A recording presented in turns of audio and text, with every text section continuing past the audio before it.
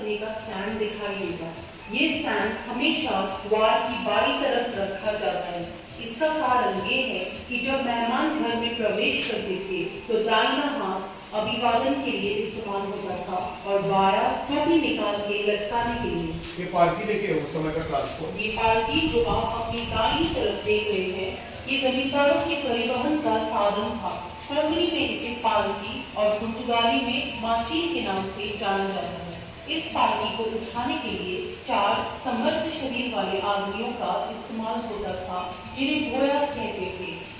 घर का सामने का दरवाजा एक बार जो खोला जाता था तो सिर्फ रात को ही बंद होता था। इस काले आधे दरवाजे को बंद रखा जाता था। जब कभी दरवाजा को खोला था तो एक फर्नीचर कांच के माध्यम से झांक कर देखता था और संबंधित दरवाजा खोलता था। तो हम आधे दरवाजे के माध्यम से सीधे आगे बढ़ते हैं।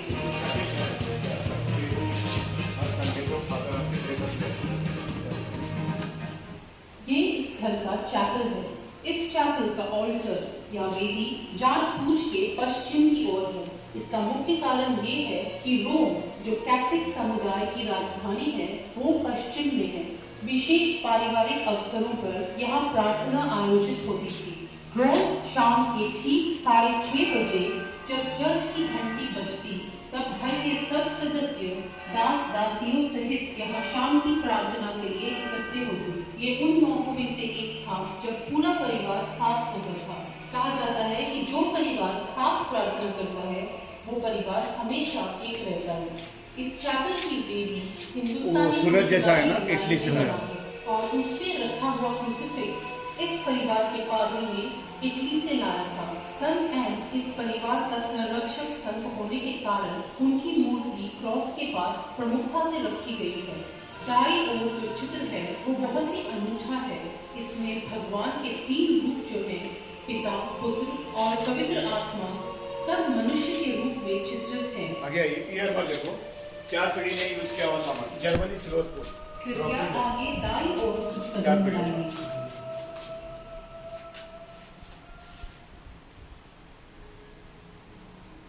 दीवार पे बनी हुई जो अलमारी है उसमें विभिन्न डिकैंटर, जर्मन चांदी के बर्तन, ये 4 पीढ़ी का फादर का सामान। उस समय फादर कलर के कपड़े पहनते, आजकल व्हाइट पहनते हैं। हर संडे को आके प्रे करते हैं। यूकरिस्टिक समारोह में इस्तेमाल होने वाले निवेश, सोना मढ़वाए हुए कैलेंडर, कुछ मूर्तियां और अन्य सामान रखे गए हैं। इनको मिलने के लिए 1907 एक फ्रेम के अंदर सेकंड जॉन पॉल विजिट की साथ में भेंट चिट्ठी रखी गई है। ये खास वैटिकन रोम से आराम आंद्रास परिवार के लिए अगले कमरे की तरफ आगे बढ़ते हैं।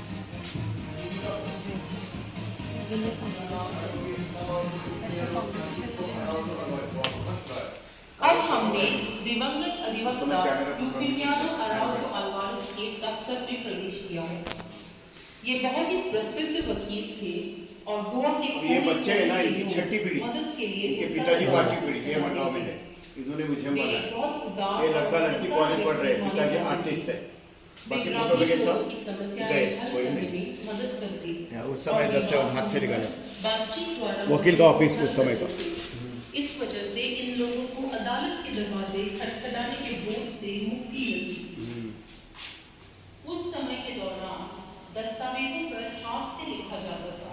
यहाँ तक कि स्टैम्प पेपर्स पर लॉ बुक्स, कांच के बक्से में कागज, smoking pipe, law degree, law certificate, एक जेब की घड़ी, चश्मा और कुछ स्टैम्प पेपर्स हैं। ये चीजें पुर्तगाली युग की और कुछ पुर्तगाली युग के बाद की हैं। ये सब अधिवक्ता यूफिमियानो अराउजो अल्वारेस द्वारा प्रयोग की गई वस्तुएं हैं। उनकी कानून की डिग्री भी प्रदर्शित की गई है। उनकी सेवाओं के लिए भुगतान कभी-कभी वस्तु के रूप में भी किया जाता था। नीचे की अलमारी में पुर्तगाली कानून की किताबें रखी गई हैं। पुर्तगाली लिपि जो गोवा में प्रचलित है, महिलाओं के अधिकारों की सुरक्षा करता है। ऊपर हिंदुस्तान टाइम्स का संग्रह रखा गया है। दरवाजे के बगल में जो लकड़ी की अलमारी है, उसमें उन दिनों में प्रयुक्त हाथ से लिखे गए कुछ दस्तावेज रखे गए हैं। कृपया सोने की कमरे की तरफ हैं? ओह, आगे प्रदर्शित किए गए आपातकालीन शौचालय दिखाई देंगे। इन्हें सामान्य रूप से कुमोद कहते थे। ये रात में सुविधा के लिए इस्तेमाल होते थे, क्योंकि उन दिनों में बाथरूम और शौचालय हमेशा घर के पीछे होते थे। आधुनिक युग में बाथरूम बेडरूम के अंदर संलग्न हुए। इंग्लैंड से लाया गया ये चीनी मिट्टी का बर्तन और साबुन रखने का बर्तन मुंह धोने के लिए इस्तेमाल होते थे। मास्टर बेडरूम को विस्तृत रूप से सजाया गया है। वकील का चेयर। इस लंबी भुजाओं वाली आरामदायक कुर्सी पर बैठकर अधिवक्ता यूफेमियानो अल्वारेस गोवा में ही बनी चादर 150 साल पुरानी, मेड इन चाइना, चाइना से। खंभों वाले बिस्तर पर प्योर रेशम का चादर चीन से लाया गया था। यह बेहतरीन ये उनके कोट्स पुर्तगाली स्टाइल, इटालियन स्टाइल। कोर्ट में जाने का ये पहनते थे, गांव में घूमने जाने का पहनते। इटालियन स्टाइल, पुर्तगाली स्टाइल। आगे आइए, बच्चों का कमरा। अब हम आगे बढ़ेंगे बच्चों के सोने के कमरे की ओर। बच्चों को संभालने वाली नौकरानी का ग्रेड से आया आया था। बच्चों की देखभाल करने के लिए एक बूढ़ी नौकरानी को रखा जाता था। इसे आया बुलाते थे। गोवा के हिंदू और कैथोलिक घरों में इस्तेमाल होने वाले अलग अलग पालने आपको दिखाई देंगे। बच्चों के कुछ खिलौने और चलने के साधन, ड्राइंग 3 पीढ़ियों का, फोटो 3 पीढ़ियों की, सिलाई मशीन 3 पीढ़ियों का। उनमें प्रदर्शित है 3 पीढ़ियों की कलाकृतियां। और मेरिड सिंगर है pop from Germany, married from US, singer from great Britain.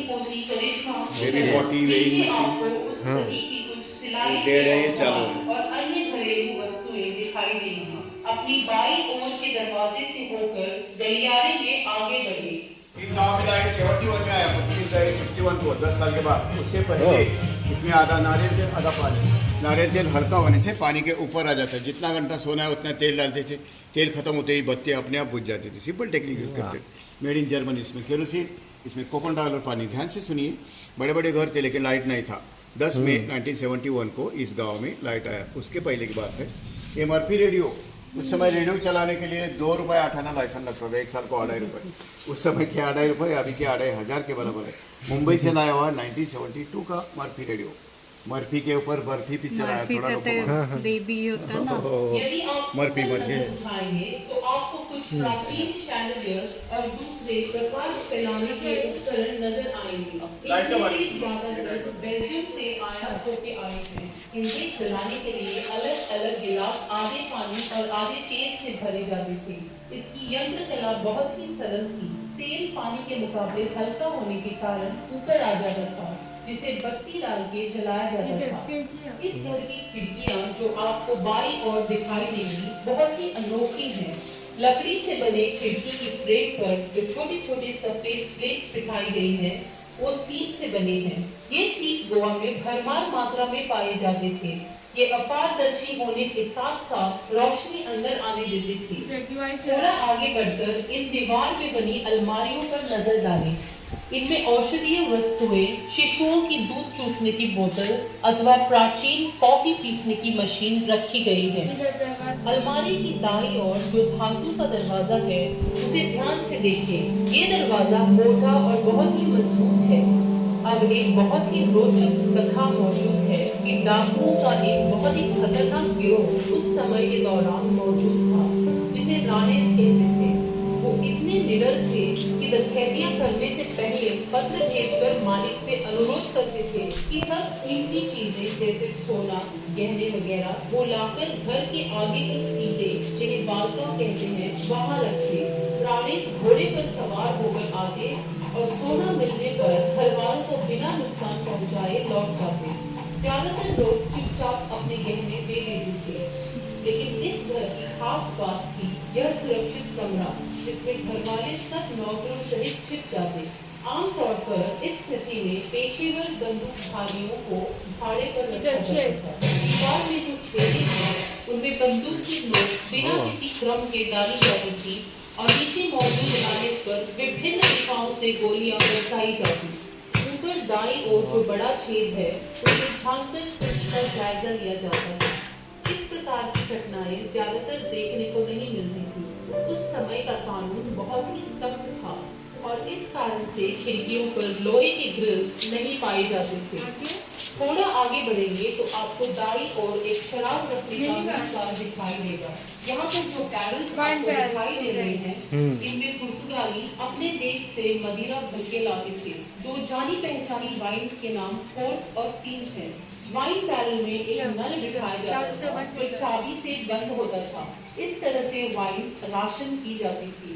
दीवार की अलमारी जिसमें तरह तरह की वाइन बॉटल्स हैं, उसके नीचे मिट्टी के टाइल्स लगा के एक ठंडी जगह बनाई गई है। इसमें घर में बनी वाइन भंडार में रखी जाती थी। ऊपर अलग अलग किस्म की सोडा की बोतलें रखी हैं। स्थानीय लोग ताजों की फेरी में जड़ी बूटियां मिलाकर दूधशीरी का उत्पाद करते हैं। आमतौर पर इस मिश्रण का इस्तेमाल दवा के रूप में दर्द से छुटकारा पाने के लिए होता था। पेड़ी का इस्तेमाल सर्दी जुकाम और पेट दर्द में राहत पाने के लिए होता था। स्थानीय लोक कथाओं ने पुर्तगाली युग में अलग सांस्कृतिक मोड़ लिया और कार्नावाल अथवा ईद-उल-जुहा की प्रथा शुरू हो गई।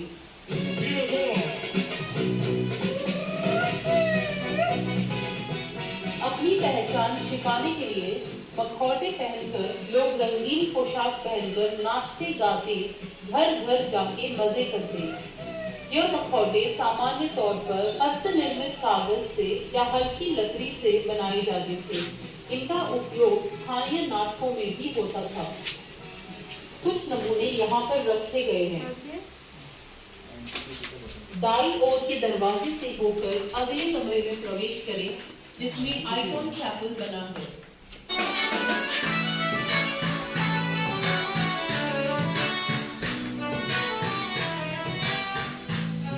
कहा जाता है कि संगीत गोवा वासियों के रगों में दौड़ता है। गोवा के किसी भी परिवार में कोई भी समारोह संगीत और नाच बिना अधूरा है। दाएं मुड़ते हुए आपको गोवा के संगीत बजाने के उपकरण दिखाई देंगे जैसे कि वायलिन, मांडोलिन, घुमौर जो परिवार द्वारा उपयोग होते थे।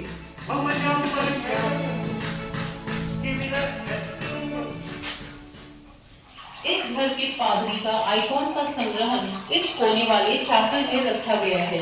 इस स्थान का उपयोग वे ध्यान या मेडिटेशन के लिए करते। अल्वारेस परिवार के मित्र सोसाइटी ऑफ जीसस के पादरी सावियो रॉड्रिगेज ने भी इस संग्रहण में अपना योगदान दिया। इस समय चैपल में 300 से ज्यादा आइकॉन रखे गए हैं। अब द्वार से होकर बाहर कुएं की ओर आगे बढ़िए।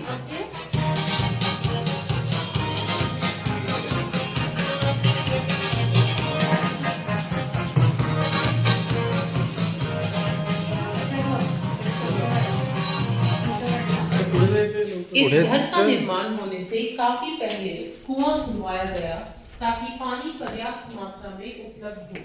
मालिकों के अलावा गांव वाले भी इस कुएं से पानी खींचते थे। अलग अलग किस्म की पानी खींचने की पुली, खेत जोतने के हल, पौधे और रेनोस यहाँ पर लटकाए। आप चाहें तो कुएं में झांक कर देख सकते हैं, पर कृपया ध्यान रखें क्योंकि ये कुआं 150 फीट गहराई पर है। कुएं पर लगे जाल के उस पार आपको घोड़ा गाड़ी, बैलगाड़ी और एक साइकिल दिखाई देंगे। द्वार से होते हुए गलियारे में प्रवेश करें जहां स्थानीय उपकरण मौजूद है।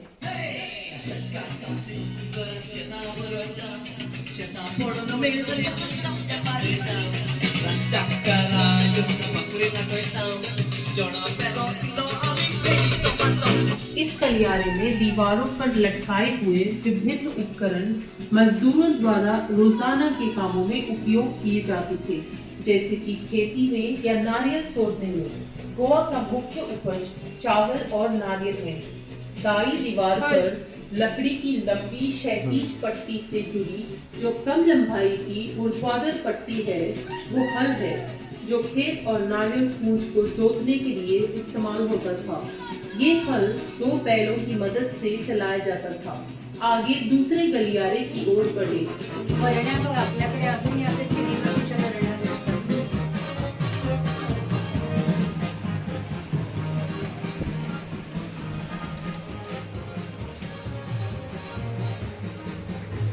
पीछे बाएं ओर की शेल्फ पर जो इंग्लैंड और स्कॉटलैंड से लाए गए चीनी मिट्टी के जार हैं, उनमें तेल, अचार और दूसरे प्रावधान भंडार में रखे जाते हैं। पुर्तगाली युग में बारटर सिस्टम की प्रथा मौजूद थी। किसान जमींदारों के खेतों में खेती करके उन्हें उपज का आधा हिस्सा दे देते थे। उस समय के दौरान इस्तेमाल होने वाले वजन और माप तोल के सामान यहाँ प्रदर्शित हैं। अगले शेल्फ पर पकाने और तापने के लिए व्यापक रूप से इस्तेमाल होने वाले तांबे और मिट्टी के बर्तन प्रदर्शित हैं। हर बर्तन का एक विशेष उपयोग होता था। कृपया ऊपर दीवार पे नजर डालें।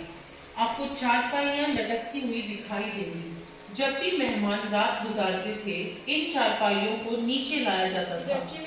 दरवाजे के पास आप एक बड़ा चीनी मिट्टी का जार पाएंगे। इसमें चीन से शक्कर जहाज द्वारा लाई गई थी। जार को पत्थर के आधार पर रखा गया है, जिसमें नाली बनी है। नाली में पानी भरा जाता था ताकि चींटियों को शक्कर से दूर रख सके। गलियारे के आखिर में एक नहाने का कमरा है। उन दिनों में भी महिलाओं का चित्र द्वार पर चित्रित किया जाता था ताकि पता चल सके कि यह महिलाओं का नहाने का कमरा है। दरवाजे के बाहर का चूल्हा नहाने का पानी गर्म करने के लिए था। नहाने के कमरे की दाईं ओर का कमरा पुरुषों का नहाने का कमरा।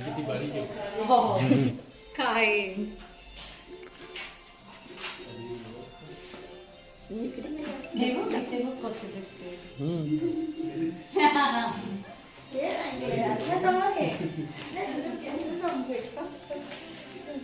पीछे मुड़के दाईं ओर में दरवाजे से रसोई घर में प्रवेश करें। रसोई घर कुठे आहे? तिकडे त्या साईडला आहे. हो हे ना नाही हे वेगळं. हे जेंट्स साठी ते हां लेडीज ते लेडीजसाठी हे वेगळं.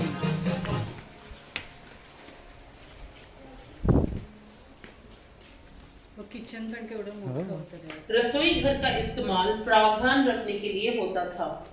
औषधीय पौधे, जड़ी बूटियां यहाँ पर संरक्षित रखी जाती थी। आजकल तो सब मसाले मिक्सर में पीसे जाते हैं, पर उन दिनों में इस फर्श पे रखे भारी भरकम ग्रेनाइट के पत्थर पे सब मसाले पीसे जाते थे। इस पत्थर के बीचों बीच एक गोल छेद बना है, जिसमें सामग्री डाल के इस छोटे पत्थर को गोल गोल घुमाकर मसाला पीसा जाता था। यह अगला उपकरण 3 अलग अलग कामों के लिए इस्तेमाल होता है। इसे कोहनी में आडोरी कहते हैं। महिलाएं इसके ऊपर बैठकर मच्छी साफ करती थी या नारियल पीसती थी या सब्जियां भी काटती थी। घरेलू उपकरण जैसे मांस का कीमा बनाने की मशीन, मसाला रखने की लकड़ी के बक्से और अन्य उपकरण आपको दिखाई देंगे। ओवन के काम करते थे। बड़े बड़े मिट्टी के मटके जो एक के ऊपर एक ढेर करके रखे हैं, वे सेकने के ओवन का काम करते थे। उनमें केक और बिबिंका सेकी जाती थी, जो गोवा की खास स्वादिष्ट मिठाई है। दरवाजे के पास जो चूल्हा है, उसके 5 मुंह हैं। पहले 2 खाना पकाने के लिए इस्तेमाल होते थे और पीछे के 2 खाना गर्म रखने के लिए या फिर ढके जाते थे ताकि ऊर्जा बचा सके। खिड़की के पास 2 लकड़ी के पिंजरे लटक रहे हैं। इन्हें मिड सेफ्स कहते हैं। इनमें पका हुआ खाना धूल, मक्खियों और अन्य कीड़ों से बचाकर रखा जाता था। यदि आप खिड़की से झांके तो आपको एक खुला आंगन दिखाई देगा। इसे रॉक आंगन कहते थे। इस खुली जगह पर मच्छी, सॉसेजेस, आम और बारिश के मौसम के प्रावधान के लिए बहुत चीजें नमक डाल के कड़ी धूप में सुखाई जाती थी। सामने आपको एक पुतला दिखाई देगा। ये पुतला रोम में पाए जाने वाले वीनस ऑफ लबान के पुतले का प्रतिरूप है। आम के पेड़ के चारों ओर अस्त विनायक की लैटराइट से बनी प्रतिमाएं हैं। अब आगे के कमरे की तरफ बढ़े।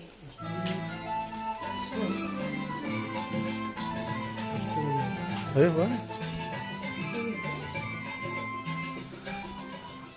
इस जगह का इस्तेमाल श्री अनंत दामों द्वारा होता था, जो संपत्ति की देखभाल करते। संपत्ति से जुड़े सर्वाधिक मामले जैसे खाते, कृषि उत्पादन, मजदूरों का भुगतान यही संभालते थे। ऊपर लकड़ी की मचान पर उनका प्रार्थना स्थल है, जिसे देवाड़ो कहते हैं। यह देवाड़ो पूर्व दिशा की ओर सामना करता है। अराउजो अल्वारेस परिवार के पास असामान्य शंख थे, जिनमें दाईं ओर सुराख होता था। श्री अनंत इन शंख का इस्तेमाल पूजा पाठ में करते। कुछ मंदिरों में अभी भी इन अनोखे शंखों का प्रयोग पूजा के लिए होता है। अधिवक्ता यूफिमियानो के सबसे छोटे बेटे श्री महेंद्र का श्री अनंत खूब लिहाज करते थे। श्री अनंत से प्रभावित होकर श्री महेंद्र ने हिंदू धर्म के बारे में जानकारी हासिल की। इससे उनकी रुचि भगवान गणेश की विभिन्न अवतारों में प्रतिमाएं इकट्ठा करने में लगी। इस रुचि को श्रीमती रजनी गुप्ते ने और प्रोत्साहन दिया। 1000 से ज्यादा ऐसी प्रतिमाओं का संग्रह यहाँ प्रदर्शित है। मिट्टी से लेकर सोने तक की और आधे सेंटीमीटर मतलब एक चावल के दाने से लेकर 30 सेंटीमीटर तक की मूर्तियाँ यहाँ मौजूद हैं। तव नामाचा भक्ति रसाचे करतो अमृतपान करता करता पायरी पायरी चढ़तो हा सोपान गणेशा चढ़तो हा। अब आगे के कमरे की ओर बढ़े, जो खाना खाने का कमरा यानी कि डाइनिंग रूम है।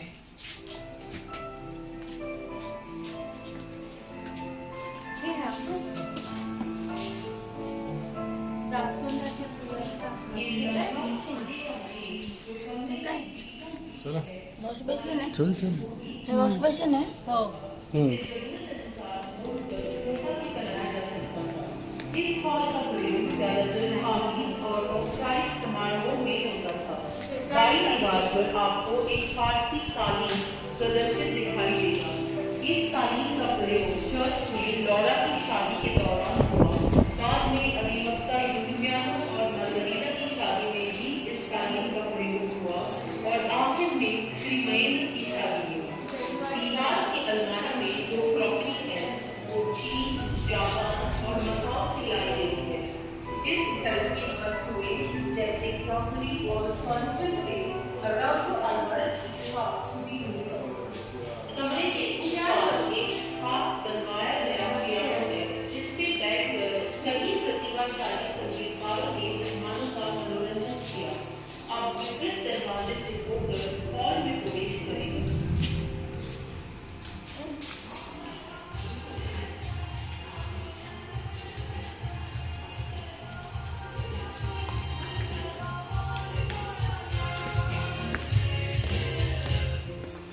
इस हॉल को थाल कहते हैं। इसका फर्श लकड़ी से बना है और खास मौकों पर इसे डांस फ्लोर के रूप में इस्तेमाल किया जाता है। इन शैंडिलियर्स को जब मोमबत्तियों से रोशन किया जाता तो हॉल का माहौल बड़ा ही प्रेम प्रसंग युक्त या रोमांटिक हो जाता था। ये शैंडिलियर्स और दीवार पे लगे शीशा बेल्जियम से आयात करके लाए गए थे। थोड़ा और आगे दाईं ओर एक बिजली का डेस्क है, जो एक तिजोरी का काम भी करता था। इसमें बहुत सारी छुपी हुई दराज थी, जिसमें जरूरी कागजात सुरक्षित रखे जाते थे। मेज के ऊपर इस घर के वाकियों का पीली वृक्ष प्रदर्शित है। पीछे की दीवार पे जो तस्वीर है वो अधिवक्ता यूफिमियानो अराउजो अल्वारेस और उनके परिवार की है। अन्य तस्वीरें अल्वारेस परिवार की 5वीं और 6ठी पीढ़ियों की हैं। वर्तमान पीढ़ी जो इस घर में रहने वाली आखिरी थी, वो अब पासी के शहर मडगांव में बसती है। बीते हुए पुर्तगाली दौर में स्थानीय गोवावासी बड़े ही सीधे साधे हुए और उनकी रोजमर्रा की जिंदगी में इस्तेमाल होने वाले उपकरण भी बहुत ही सरल थे। लेकिन कुछ उत्कृष्ट लोग ऐसे भी थे जो देश की हदें पार कर दुनिया के चारों कोनों से चीजें खरीद कर लाते थे। ये बेशकीमती चीजें जो आपने अभी देखी हैं, वो गोवा में या भारत देश में भी उपलब्ध नहीं थी। इस कारण से दुनिया के कोने कोने से संकट में सफर कर तय कर यहाँ लाई गई। आलवारिस परिवार की मौजूदा पीढ़ी ने इस घर और घर में मौजूद कलाकृतियों को बनाए रखने के लिए और संरक्षित रखने के लिए काफी कष्ट उठाए हैं। हम उम्मीद करते हैं कि इस घर में संपत्ति द्वारा आपको प्राचीन गोवा के बारे में और गोवा